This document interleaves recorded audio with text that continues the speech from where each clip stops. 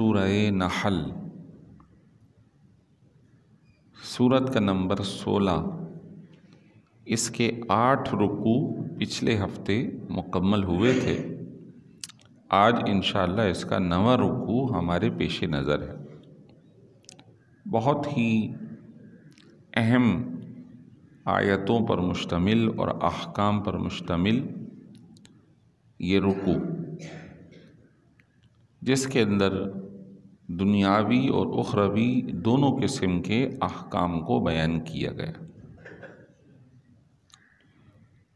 پہلا حکم یا پہلا عقیدہ جو اللہ تعالیٰ نے اس رکوع کی پہلی آیت میں بیان فرمایا یوم تأتی کل نفس تجادل عن نفسها، وہ دن کہ جس دن ہر نفس اپنی جان کی طرف سے جھگڑتا ہوا آئے گا۔ وَتُوَفَّى كُلُّ نَفْسٍ مَّا عَمِلَتْ، اور ہر نفس کو اس کے کیے ہوئے اعمال کا بدلہ پورا پورا دیا جائے گا۔ وَهُمْ لَا يُظْلَمُونَ، اور ان پر ظلم اور زیادتی نہیں کی جائے گی۔ یہ آیت عقیدہ آخرت کو بیان کرتی ہے کہ کل قیامت کے روز اٹھنا ضرور ہے، کوئی اس سے چھٹکارا نہیں پا سکتا۔ اللہ تعالیٰ نے فرمایا افحسبتم انما خلقناکم عبثا وانکم الینا لا ترجعون، کیا تم یہ سمجھتے ہو کہ ہم نے تمہیں بیکار بنایا ہے، تم ہمارے پاس واپس نہیں آؤ گے؟ فتعالی اللہ الملک الحق، اللہ تعالی جو بادشاہ مطلق ہے، حق ہے، وہ اس چیز سے بلند و بالا ہے۔ لا الہ الا ہو، نہیں ہے اس کے سوا کوئی معبود، وہی عرش الہی کا رب ہے۔ وَقُلْ رَبِّ ارْحَمْهُمْ وَقُلْ رَبِّ اغْفِرْ وَارْحَمْ وَأَنْتَ خَيْرُ الرَّاحِمِينَ، اور اللہ کی بارگاہ میں دعا کیا کرو، میرے رب مجھے بخش دے، مجھ پہ رحم فرما، تو رحم کرنے والوں میں سے۔ الحمدللہ مسلمانوں کا عقیدہ ہے مرنے کے بعد اٹھنا ہے، لیکن اس عقیدے کا بار بار تسلسل اپنے ذہنوں میں بٹھانا ہے۔ تفسیر میں آتا ہے کہ حضرت سیدنا عبداللہ ابن عباس مفسر اول حبر الامہ رضی اللہ تعالی عنہما ارشاد فرماتے ہیں کہ کل قیامت میں ایک نفس اپنے نفس کی طرف سے جھگڑتا ہوا اٹھے گا۔ اس کی صورت یہ ہوگی کہ جسم اور روح آپس میں جھگڑ رہے ہوں گے جب اسے عذاب کا حکم ہو رہا ہوگا۔ روح بارگاہ الہی میں عرض کرے گی کہ مولا گناہ اس کی آنکھوں نے کیا، ہاتھ نے کیا، پاؤں نے کیا، نہ تو میری آنکھیں، نہ میرا ہاتھ، نہ میرا پاؤں، میں نے یہ کام نہیں کیا، لہذا عذاب مجھے نہ دے، اس جسم کو دے جس نے یہ کام کیا۔ جسم بارگاہ الہی میں جھگڑے گا، مولا مجھے تو مٹی کا بنایا تھا، میں تو بے جان تھا، اگر یہ نہ ہوتی تو میں بے سدھ پڑا رہتا، نہ میری آنکھیں چلتی، نہ میرا ہاتھ، نہ میرا پاؤں، میرے عذاب میں اس کو بھی شامل کر، میرے حکم میں اس کو بھی شامل کر۔ اور پھر سیدنا عبداللہ ابن عباس رضی اللہ تعالی عنہ نے ایک مثال بیان فرمایا ان دونوں کی مثال ایسی ہے کہ ایک اندھا تھا اور ایک لنگڑا جب کسی باغیچے میں گئے تو اندھے کو تو نظر نہ آیا، لیکن لنگڑے کو کوئی پھل نظر آ گیا۔ وہ چل کر جا نہیں سکتا تھا اور اندھا دیکھ نہیں سکتا تھا، تو بہکایا اسے لنگڑے نے کہ تو مجھے اٹھا لے، وہ پھل توڑ کے کھا لیتے ہیں، آدھا میں کھاؤں گا آدھا تو کھانا۔ جب وہ پھل بلا اجازت ممنوع کسی غیر کی چیز کو کھایا دونوں نے، تو سزا کے حقدار بھی دونوں ہی قرار پائیں گے۔ تو اسی طرح یہ جسم اور روح کا جوڑ ہے، خواہشات نفس داخل ہو جاتی ہے، اور قیامت کے روز کسی بھی نفس کو چھوڑا نہیں جائے گا۔ آج ہمیں سوچنا چاہیے کہ ہم کس قدر جرت کرنے والے یا بے باک ہو گئے۔ ابھی مدینہ منورہ میں ایک صاحب کا انتقال ہوا، اور کہتے ہیں کہ بہت عرصے سے وہ تبلیغی سلسلے میں لگے ہوئے تھے، عرصہ تقریباً 20 سال، اور 40 سال لگ بھگ ان کی عمر ہوگی۔ ہاتھ اور پاؤں سے بالکل معذور۔ تو ان کی ایک مختصر سی عربی میں تقریر یا دعوت اور بہت ہی جھنجھوڑ دینے والی بات انہوں نے کہی۔ ایک مجمع میں بیٹھے ہیں اور کہتے ہیں کہ آپ سب اللہ سے محبت کرتے ہیں؟ تو جو حاضرین ہیں وہ کہہ رہے ہیں ہاں۔ کہا آپ ہاتھ بلند کر کے دکھائیں۔ سب نے ہاتھ بلند کیا۔ تو کہا کہ اللہ نے بھی آپ سے محبت کی جبھی آپ کو یہ توفیق دی کہ آپ ہاتھ بلند کر سکیں، اور مجھ سے یہ توفیق چھین لی گئی ہے کہ اب میں اپنا ہاتھ بھی بلند نہیں کر سکتا۔ ابھی آپ کے پاس موقع ہے، آپ کو اللہ نے یہ توفیق دے رکھی ہے کہ آپ چل کے نماز پڑھنے جا سکتے ہیں۔ میں 20 سال ہو گیا اپنے بستر سے اٹھ نہیں سکتا۔ آپ کو اللہ نے حسن دیا، آپ کے ہاتھ پاؤں سلامت رکھے، ابھی توفیق ملی ہوئی ہے۔ آپ اگر پیشاب پخانے سے فارغ ہوں تو اپنے اعضاء خود پاک کر لیتے ہیں۔ 20 سال ہو گئے کہ میں اپنی شرمگاہ خود نہیں دھو سکتا، میری ماں اور میری بیوی یہ کام کر رہے ہیں۔ اور وہ رو پڑے، کہا کہ ابھی بھی وقت ہے، اپنے آپ کو سنبھال لو، اپنے آپ کو سنبھال لو، اپنی آنکھوں کا صحیح استعمال کرو، ہاتھوں کا صحیح استعمال کرو، اپنے دل کی خواہشات کا صحیح استعمال کرو، کہ کل قیامت میں ہر نفس کو اٹھایا جائے گا اور وہ نفس اس سے جھگڑ رہا ہوگا، اور ہر نفس کو اس کے کیے کا بدلہ دیا جائے گا، اور زیادتی نہیں کی جائے گی بالکل بھی۔ یہ نہیں کہ ہم نے کیا نہیں اور ہمیں اس کی سزا دی جا رہی۔ آج یہ جو زمانہ ہے بڑا پرفتن ہے، ہم ہر ایک مل کر دوسروں کو دیکھ رہے ہیں کہ اس نے یہ کیا، اس نے یہ کیا، لیکن اپنے دل اور اپنے نفس کو اگر دیکھیں تو یہ قرآن کی آیت جھنجھوڑ رہی ہے کہ کبھی اکیلے میں تنہائی میں بیٹھیں اور پھر خیال کریں کہ ایک چیز کا بھی چھوڑا نہیں جائے گا بدلہ، تو ذرا سوچیں کہ اتنی بڑی زندگی، اتنے گناہوں کا بوجھ، اس قدر نافرمانی، اللہ کے حکم کی خلاف ورزی، اور وہ خلاف ورزی جوان بھی کر رہا ہے، بوڑھا بھی کر رہا ہے، لڑکپن میں کر رہا ہے، ہر ایک اللہ کے حکم کے خلاف جا رہے ہیں۔ پھر اللہ تعالیٰ نے ارشاد فرمایا وَضَرَبَ اللَّهُ مَثَلًا، سنو اللہ تمہیں ایک مثال دے رہا، قریتن ایک بستی کی، کانت آمنتم مطمئنتن، وہ بستی بڑی پرامن تھی، اطمینان تھا اس میں، سکون، کوئی ہلچل نہیں، یاتیہا رزقہا رغدن، اسے ہر طرف سے وسعت کے ساتھ رزق بھیجا جا رہا، من کل مکان، ہر طرف سے مل رہا تھا۔ فکفرت بانعم اللہ، اس نے پھر اللہ کی نعمتوں کا انکار شروع کر دیا، ناشکری شروع کر دی۔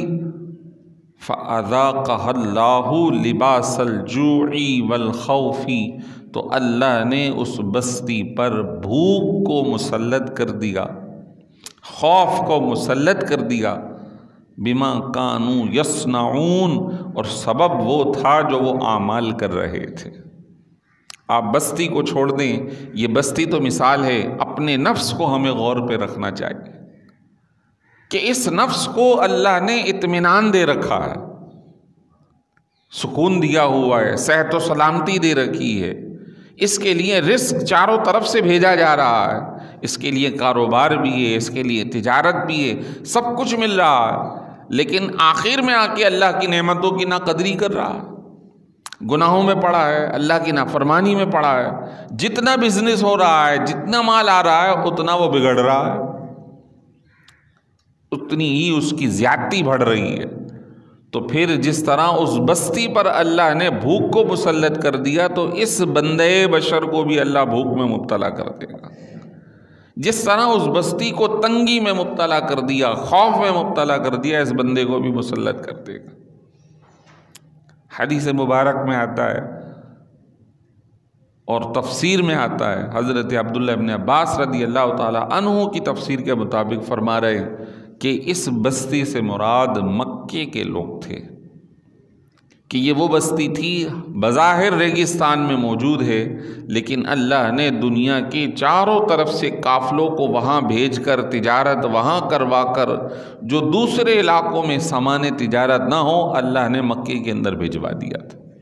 چاروں طرف سے مال آ رہا تھا، ہر طرف سے رزق کے ذرائع اس کے لیے کھول دیے تھے، معیشت اس کی بہت مضبوط تھی، تجارتی بڑے بڑے بازار ادھر لگا کرتے تھے، لیکن انہوں نے اللہ کی نعمت کا انکار کیا۔ تو تفسیر میں آتا آخر وہ کون سی نعمت تھی جس کا انہوں نے انکار کیا؟ وہ سب سے بڑی نعمت تھی، وہ نعمت تھی سرکار دو عالم صلی اللہ علیہ وسلم کی ذات مبارکہ۔ انہوں نے ان کا انکار کیا، ان کے ساتھ زیادتی کی، ان کے ماننے والوں پر زیادتی کی، ظلم و زیادتی کے پہاڑ توڑے، مختلف طریقے سے ستایا، حتیٰ کہ سرکار دو عالم صلی اللہ علیہ وسلم نے ان کے لیے دعائیں کی، یا اللہ ان کی گرفت فرما۔ مسلمان نماز پڑھ رہے تھے، چند ایک معاہدے ہوئے تھے کہ آپ ان کے خلاف نہیں کریں گے، لیکن بنو خزاعہ اور اسی طرح کچھ قبیلے والوں نے نبی علیہ السلام کے حلیف اور حلف بردار قبیلوں پر حملہ کر کے انہیں نمازوں میں قتل کر دیا، شہید کر دیا۔ آپ صلی اللہ علیہ وسلم مدینہ منورہ کے اندر فجر کی نماز کے بعد، روزانہ فجر کی نماز کے بعد قنوت پڑھا کرتے تھے، دعائیں پڑھتے تھے، یا اللہ اس قبیلے کو تو پکڑ لے، یا اللہ اس قبیلے پر تیرا عذاب آئے، یا اللہ تو ان کو گرفتار فرما لے۔ 1 مہینے تک دعا فجر کی نماز میں، جیسے ہی رکوع سے اٹھتے تھے تو دعا پڑھتے تھے، اس کو کہتے ہیں قنوت نازلہ۔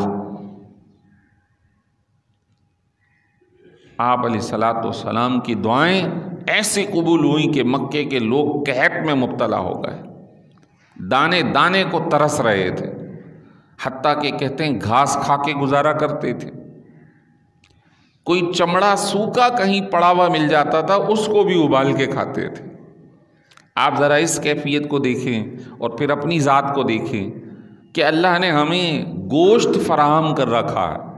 کبھی ایسا ہوا ہے کہ کسی پڑے ہوئے چمڑے کو اٹھا کر ڈگچی میں ابال کے کھایا ہو؟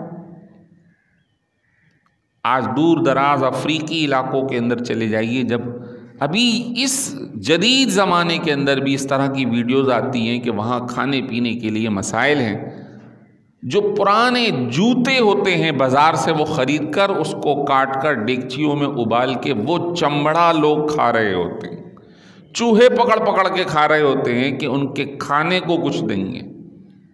آپ ذرا سوچیں کہ اللہ کی اتنی نعمتیں ہمیں ملی ہوئی ہیں اور ہم کس قدر اللہ کی نافرمانی میں لگے۔ پوری قوم کو دیکھ لیں، پورے ملک کی سطح پر دیکھ لیں چند ایک نیک صالح لوگوں سے بستیاں خالی نہیں، شاید انہی کی برکت سے قوم بچی ہوئی ہے، لیکن اوورال ہر بندہ نفس کے گناہ میں مبتلا، اللہ کی نافرمانی میں مبتلا۔ کیا حال ہے اس قوم کا؟ کہاں حکم الہی اور کہاں ہماری صورتحال؟ یہ فقط سرکار دو عالم صلی اللہ علیہ وسلم کی وہ دعا ہے جو بچائی ہوئی ہے اس قوم کو کہ مولا میری قوم کو عذاب میں مبتلا نہ فرما، ورنہ لوگ کوئی ایک نافرمانی کرتا تھا چھپ کر بھی تو اللہ ان کے ان گناہوں کو عیاں فرما دیتا تھا۔ قحط آ گیا، حضرت موسیٰ علیہ السلام کا زمانہ ہے، دعائیں ہو رہی ہیں، میدان میں کھڑے ہیں، ہاتھ پلٹ دیے، نماز استسقاء ہو رہی ہے، مولا تو اس قوم پر بارش کو نازل فرما دے۔ وہی اتر گئی۔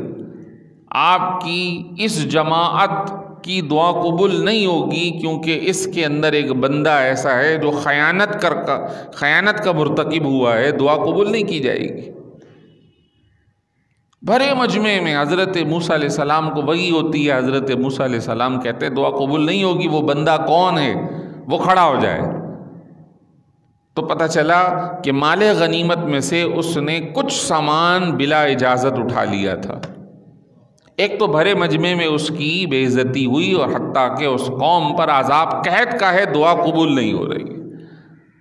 یہ تو اللہ نے پردے ڈال رکھے سرکار کے طفیل۔ ہر ایک پر اگر وہ پردہ اٹھ جائے تو شاید اولاد باپ کو، باپ اولاد کو، بیوی شوہر کو، شوہر بیوی کو منہ دکھانے کے قابل نہ۔ اللہ اکبر، یہ سخت ترین معاملہ، اللہ ہمیں اس سے معاف فرمائے اور صحیح عمل کی توفیق عطا فرمائے۔ فرمایا اللہ تمہیں مثال دے رہا ہے ایک بستی کی جو بڑی مطمئن تھی، چاروں طرف سے اسے رزق مل رہا تھا، اس نے اللہ کی نعمت کی ناقدری کی تو ہم نے ان کے اوپر عذاب، خوف کا، بھوک کا مسلط کر دیا۔ فرمایا وَلَقَدْ جَاءَهُمْ رَسُولٌ مِّنْهُمْ، یہ وضاحت آ گئی اس نعمت کی۔ ان کے پاس ان میں سے رسول آئے تھے، فَكَذَّبُوهُ، انہوں نے انہیں جھٹلا دیا، فَأَخَذَهُمُ الْعَذَابُ، تو اللہ نے انہیں گرفتار فرما لیا۔ وَهُمْ ظَالِمُونَ، وہ ظلم کر رہے تھے۔ اب یہاں سے دنیاوی حکم جاری ہو رہا ہے۔ فرمایا فَكُلُوا، سو لوگو کھاؤ، مِمَّا رَزَقَكُمُ اللَّهُ حَلَالًا طَيِّبًا، وہی کھاؤ جو تمہارے لیے حلال ہو اور طیب ہو۔ دیکھیے جب حلال کہہ دیا تو طیب کہنے کی کیا ضرورت ہے؟ حلال تو ہوتا ہی پاکیزہ ہے، حلال گندی چیز نہیں کی گئی۔ ادھر مفسرین فرماتے ہیں کہ اس کا مطلب ہے ایک چیز حلال تو ہے لیکن ہر ایک کے لیے وہ حلال اپنے نفس میں، اپنی ذات میں ہے، لیکن طیب ہر ایک کے لیے نہیں ہے۔ اس کی مثال یہ ہے کہ مرغی ہمارے لیے حلال کی گئی، لیکن اگر میں کسی کی چوری کر کے کھا لوں تو نفس مرغی تو حلال جانور ہے، سور نہیں ہے، لیکن وہ طیب نہیں ہے میرے حق میں جب کہ میں اس سے اجازت نہ لے لوں یا اس سے خرید نہ لوں۔ اگر چوری کر کے لیتا ہوں، بلا اجازت لیتا ہوں، تو وہ پھر طیب نہیں رہے گی، وہ حرام رہے گی۔ بظاہر وہ چیز حلال ہے لیکن اب حرام ہے، وہ طیب نہیں ہے۔ یہی صورتحال ہر اس جگہ ہے جہاں دھوکہ ہے، جہاں ساز و سامان بلا اجازت لے جا رہے ہیں۔ آج دیکھیے کہ اس کے اندر ہم سب تقریباً مبتلا ہے، جس کا جہاں زور چلتا ہے وہ وہاں چلا لیتا ہے۔ بجلی کی چوری، اوورال ہر ایک بندہ مبتلا ہے۔ گیس، وہ چوری کر رہے ہیں لوگ۔ آپ چھوٹی چھوٹی باتیں سمجھ لیں، آپ نے جگہ خریدی ہے اتنی، آپ نے 2 4 فٹ 5 فٹ آگے جگہ بڑھا کر اپنی باؤنڈری لگا لی۔ یہ جو آپ نے اتنی جگہ بڑھائی یہ حلال تو نہیں ہے، یہ طیب تو نہیں ہے، اس کا جواب دینا پڑے گا۔ یہ آپ کی جگہ نہیں تھی، لوگ پوری پلاٹوں پر، پوری جگہوں پر، راستوں پر قبضہ کر رہے ہیں۔ لوگوں نے قبضہ کر کے راستے تنگ کر دیے۔ ایسے علاقے ہیں کہ جہاں جنازہ کے لیے گاڑی گزرنا کیا، کھاٹ گزرنا مشکل ہے، لوگ گودوں میں اٹھا کر دوسری جگہ نکالتے ہیں۔ کل تک وہ کشادہ جگہیں تھیں، آج وہاں کھاٹ گزرنا مشکل ہو گیا۔ اسی طرح پورے علاقے لوگوں نے قبضہ کر لیے، یہ حرام ہے۔ اسی طرح حرام کی بہت ساری صورتیں ہیں، دھوکہ ہے، رشوت ہے، ملاوٹ ہے، یہ ساری چیزیں سب اس کے اندر آ رہی ہیں۔ تو اس کے اگینسٹ میں جو ہمیں نفع آ رہا ہے وہ کیا ہے؟ حرام ہے، وہ طیب نہیں ہے۔ بظاہر وہ چیز حلال تھی، درست تھی، لیکن وہ طیب نہ رہی۔ فرمایا جو صرف تمہیں حلال اور طیب دیا جا رہا ہے صرف وہی استعمال کرو، اسی کی اجازت۔ بعض اوقات آفس کا سامان ہے، اسٹیشنری ہے، آفس کے ورکر وہ اسٹیشنری گھر لے جا رہے ہیں۔ اگر پرائیویٹ ہے تو وہ تو بڑی چیل والی نگاہ رکھتے ہیں، لیکن گورنمنٹ ہے تو پھر کوئی پوچھنے والا نہیں۔ ٹھیکوں میں سے سامان غائب ہو رہا ہے، ٹینڈر کے اندر سے ٹینڈر 2 کروڑ کا نکلتا، اس میں 1 کروڑ نیچے لگتا ہے 10 لاکھ۔ نہ جانے اس طرح کے قوم اوورال اوپر سے لے کے نیچے تک ان ساری خرابیوں میں مبتلا ہے۔ اللہ اکبر۔ فرمایا واشکروا نعمت اللہ، اللہ کی جو نعمت ملی ہوئی ہے اس پہ شکر ادا کرو، ناشکری نہ کرو۔ ان کنتم ایاہ تعبدون، اگر تم اللہ کی عبادت کرتے ہو۔ سنو، انما حرم علیکم المیتۃ، اللہ نے تمہارے لیے مردار کو حرام کر دیا ہے، والدم، اور خون کو تمہارے لیے حرام کیا ہے، ولحم الخنزیر، اور خنزیر کے گوشت کو تمہارے لیے حرام قرار دیا ہے، وما اہل لغیر اللہ بہ، اور اللہ کے سوا کسی اور کا نام لے کر، جیسے ہندو وغیرہ اپنی دیو ماتا، کالی ماتا، فلاں فلاں کے نام پہ ذبح کرتے ہیں، چڑھاوے چڑھاتے ہیں، اس کی بالکل اجازت نہیں، یہ سب حرام ہے۔ آج لحم الخنزیر پہ دیکھیے، فرمایا کہ یہ جو باتیں 4 چیزیں یہ کسی بھی زمانے کے اندر وحی کے ذریعے حلال قرار نہیں دی گئی۔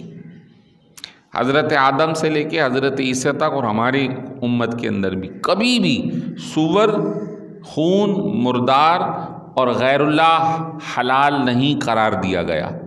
لیکن دیکھیے کہ اس وقت پوری دنیا میں مسلمانوں کو چھوڑ کر ایک بہت بڑی انڈسٹری ہے جو کہ سور پر مبنی ہے، سور پر مبنی ہے۔ جس طرح ہمارے ہاں مرغیوں کے فارم ہاؤس ہیں، 6 ہفتے 5 ہفتے میں مرغی تیار ہو جاتی ہے، سور 6 مہینے میں بھرپور تیار کیا جاتا ہے۔ ان کے بڑے بڑے فارم ہاؤس ہیں۔ سور کے اندر نکلنے والی چربی سب سے زیادہ ہوتی ہے۔ کاسمیٹک کا سامان جس کے اندر ایک بہت بڑا حصہ چربی یا چکنائی کا ہوتا ہے، وہ سور کی چربی سے نکالا جاتا ہے۔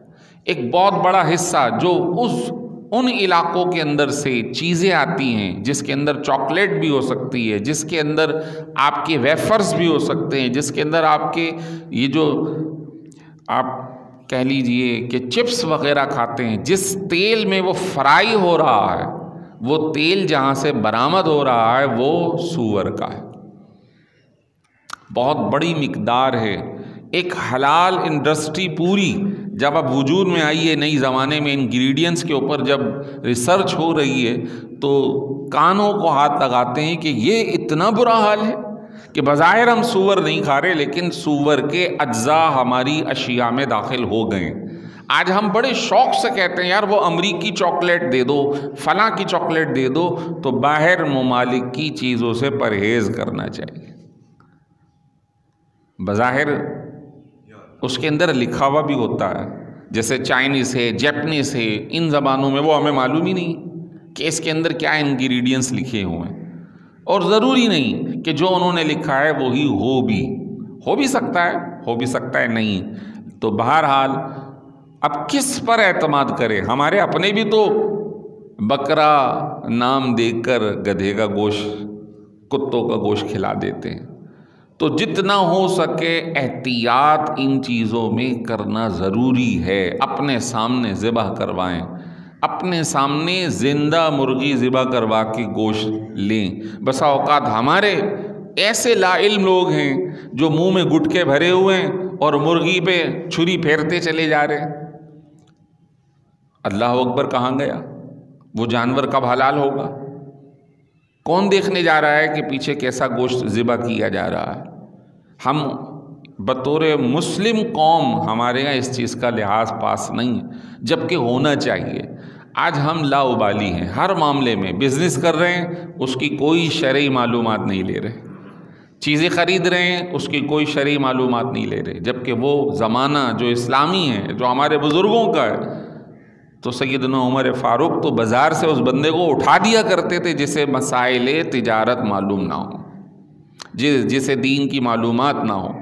آج کیا کریں، بس یہ تو بزنس ہے، کیا کریں، اس کے بغیر تو چل نہیں سکتا. نہیں، چل سکتا ہے اگر ہم چلنا چاہیں، اور ضرور اللہ تعالیٰ تھوڑے میں بھی برکت عطا فرمائے گا. فرمایا اگر یہ چیزیں ہوں تو کون کھا سکتا ہے؟ فمن اضطر غیر باغ، جو انتہائی مرنے کے قریب آ گیا لیکن وہ حد سے تجاوز نہ کرے. اگر ایک لقمے سے جان بچ سکتی ہے تو دوسرا حرام ہوگا اس کے لیے. ولا عاد، نہ وہ بغاوت کرے نہ حد سے تجاوز کرے، انتہائی مجبور ہو صرف اتنا کھا سکتا ہے. فإن اللہ غفور الرحیم، تو پھر اللہ بخشنے والا ہے، رحم کرنے والا ہے. اور پھر فرمایا یہ بھی ایک مسئلہ ہے کہ ہم کسی حلال کو حرام کہہ دیتے ہیں اور کسی حرام کو حلال کہہ دیتے ہیں. اپنی طرف سے ہمیں یہ حکم نہیں ہے. فرمایا ولا تقولوا، نہ کہو کیا ھذا حلال و ھذا حرام، یہ حلال ہے یا حرام ہے. لما تصف السنتکم الکذبا، ان چیزوں کے بارے میں جن کے بارے میں تمہاری زبانیں جھوٹ بول رہی ہیں، مت بولو. لتفتروا علی اللہ الکذب، یہ تم اس وجہ سے بولتے ہو تاکہ اللہ پر جھوٹا الزام لگاؤ. نہیں، جو چیز حلال ہے وہ حلال رہے گی، جو حرام ہے وہ حرام رہے گی. اب مثال ہے اس کی مثال دے رہا ہوں. لوگ اپنے تئیں کہیں کسی بھائی کا انتقال ہوا، ان کے اہل خانہ نے سویم کرا لیا، چہلم کرا لی، برسی کرا لی، یہ تو نام ہے. بتائیے وہ کھانا کیسے حرام ہو گیا؟ کیا کوئی قرآن کی آیت اتری ہے؟ لوگ بولتے ہیں چہلم حرام، برسی حرام، سویم حرام، اس کا کھانا حرام. بہت سارے مسلک کے لوگ یہ باتیں کر جاتے ہیں اپنی لا علمی میں. یہ اللہ پر صریح الزام ہے. بتائیے وہ کون سی آیت ہے قرآن کی، کون سی حدیث ہے جس میں کہا گیا کسی کے ایصال ثواب کے لیے کوئی بندہ کسی کو کھانا کھلا دیتا ہے تو وہ حرام ہے؟ نہیں. کسی بھی حلال کو حرام کہنا یا حرام کو حلال کہنا یہ بالکل جائز نہیں ہے. یہ تو تمہارا صریح اللہ پر الزام اور بہتان ہے. اللہ اکبر. فرمایا ان الذین یفترون علی اللہ الکذب، جو اللہ پر جھوٹا الزام لگاتے ہیں، لا یفلحون، وہ کبھی بھی کامیاب نہیں ہوں گے. فرمایا متاع قلیل، یہ تھوڑا سا ساز و سامان ہے، یہ دنیا مختصر وقت کی ہے. وَلَهُمْ عَذَابٌ عَلِيمٌ، یہ الزام لگانے والوں کو دردناک عذاب دیا جائے گا. فرمایا اور بھی سنو، وَعَلَى الَّذِينَ هَادُوا حَرَّمْنَا مَا قَصَصْنَا عَلَيْكَ مِن قَبْلُ، ہم نے یہودیوں پر حرام کیا تھا وہ جو ہم نے آپ کو پہلے بتایا ہے. وہ کیا حرام کیا تھا؟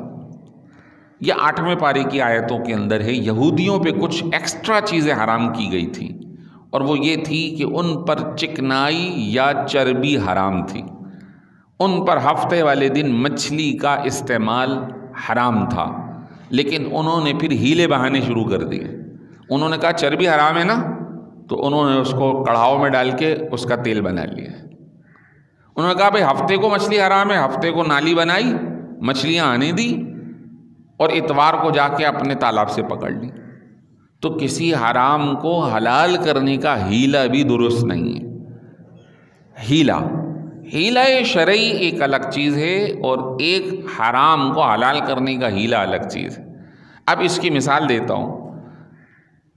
اس کی مثال یہ ہے کہ ایک شخص مالدار ہے، یہ بہت سارا معاملہ ہے، بہت سارے لوگ ایسا کرتے ہوئے پکڑے بھی گئے ہیں، اور یہ بات بڑی عیاں بھی ہے. بڑا مالدار آدمی ہے لیکن کنجوس ہے. اب اس کی جب زکوٰۃ نکل رہی ہے تو بہت ساری ہے، تو وہ زکوٰۃ کو اپنے لیے استعمال کرنے کا ہیلا کیا کرتا ہے کہ آم کی پیٹیاں منگوائیں رمضان المبارک میں، پیٹیوں کے اندر رکھ دیے پیسے، اوپر سے رکھ دیے آم. کسی غریب کو کہا بھائی یہ پیٹیاں ہیں جو تمہیں ہم نے زکوٰۃ کی مد میں دی. اس نے قبول کر لی. اب تم اتنے سارے آم کا کرو گے کیا؟ ہمیں بیچ دو، ایک پیٹی تم لے جاؤ. تو وہ جو پیسوں والی وہ اس سے ری پرچیز کر لی اور اس کو وہ آم والی پیٹی دے دی. اب کیا ہوا؟ بولے بھائی ہم نے ہیلا کر لیا. ایک اور ہیلا، جب زکوٰۃ کا ٹائم آیا شوہر نے ملکیت بیوی کو دے دی، اور جب بیوی کا ٹائم آیا اس نے شوہر کو دے دی. بھائی میرے اوپر تو سال گزرا نہیں. تو اس طرح کے جو ہیلے ہیں وہ درست نہیں. ضرورت کے ہیلے جائز ہیں. مثال کے طور پہ مسجد میں بہت ضرورت ہے، لیکن مسجد عمارت کا نام ہے، اس میں زکوٰۃ کا پیسہ لگ نہیں سکتا، تو کسی فقیر شرعی مسکین کو پیسہ دیا جائے، وہ قبول کر لے تو زکوٰۃ ادا ہو گئی۔